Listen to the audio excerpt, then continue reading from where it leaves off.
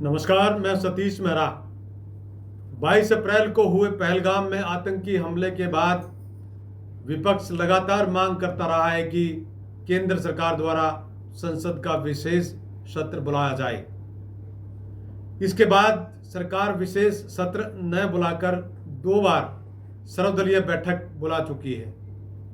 पहली सर्वदलीय बैठक में सरकार ने माना कि पहलगाम की आतंकी घटना बहुत दर्दनाक घटना थी और इसमें कहीं न कहीं इंटेलिजेंस की चूक रही है।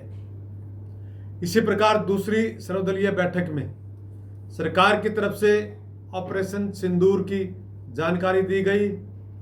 ऑपरेशन सिंदूर के दौरान भारत पाकिस्तान के बीच 10 मई को अमेरिका के राष्ट्रपति डोनाल्ड ट्रंप द्वारा सीज फायर की घोषणा की गई। इस पर देश की सभी विपक्षी पार्टियों ने सरकार पर सवाल उठाए कि सीज फायर की घोषणा अमेरिकी राष्ट्रपति द्वारा किया जाना बहुत गलत है, क्योंकि यह भारत की विदेश नीति के विरुद्ध है। भारत और पाकिस्तान का यह एक द्विपक्षीय मुद्दा है जिसे भारत और पाकिस्तान के बीच ही सुलझाया जा सकता है। साथियों, सीज फायर के बाद कई अति महत्वपूर्ण लोगों के बयान आ चुके हैं, जिनमें केंद्रीय विदेश मंत्री एस जयशंकर के बयान से कन्फ्यूजन क्रिएट हुआ है। उन्होंने पहले अपने बयान में कहा कि 7 तारीख को भारतीय वायुसेना द्वारा की गई एयर स्ट्राइक के बारे में पाकिस्तान को पहले ही बता दिया गया था। इसके बाद उनका बयान आया कि हमने एयर स्ट्राइक के बाद बताया था। Air chief marshal AP Singh ने एक कार्यक्रम में बयान दिया कि हमारे यहाँ एक भी रक्षा सौदों की डिलीवरी समय पर नहीं हो पा रही। हाल ही में सीडीएस अनिल चौहान ने भी एक साक्षात्कार में कहा कि भारतीय वायुसेना के फाइटर जेट का गिरना इतना महत्वपूर्ण नहीं, बल्कि महत्वपूर्ण यह है कि जेट क्यों गिरे। इसके बाद हमने पाकिस्तान को नुकसान पहुंचाया और पाकिस्तान के कई हवाई अड्डे धराशायी किए। इस प्रकार के कई बयान हैं जो देश की सुरक्षा के लिए महत्वपूर्ण माने जा रहे हैं। विपक्ष का कहना है कि इन सारी घटनाक्रमों के बारे में देश की जनता को जानकारी होना बहुत जरूरी है। इसी कारण से विपक्ष लगातार मांग कर रहा है कि संसद का विशेष सत्र बुलाया जाना चाहिए।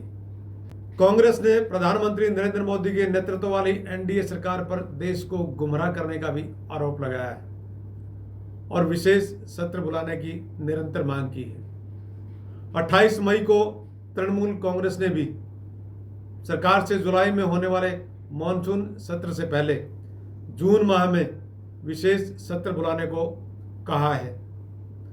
बता दें कि इससे पहले भी बहुत ही महत्वपूर्ण विशेष घटनाओं को लेकर आधा दर्जन से भी अधिक बार संसद के विशेष सत्र बुलाए गए हैं।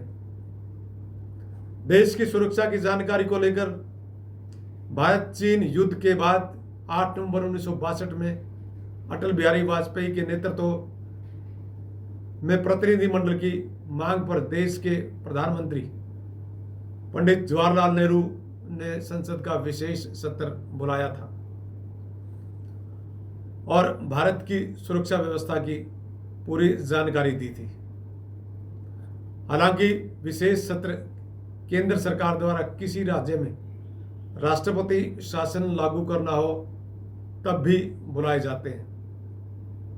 इन सबके इतर केंद्र सरकार द्वारा आधा दर्जन से भी अधिक बार विशेष परिस्थितियों में संसद के विशेष सत्र बुलाए गए हैं। इस विशेष समय में इन सारे कन्फ्यूजन को दूर करने के लिए और ऑपरेशन सिंदूर की सफलता देश की जनता के सामने रखने के लिए सरकार द्वारा आने वाले दिनों में शीघ्र ही संसद का विशेष सत्र बुलाया जा सकता है।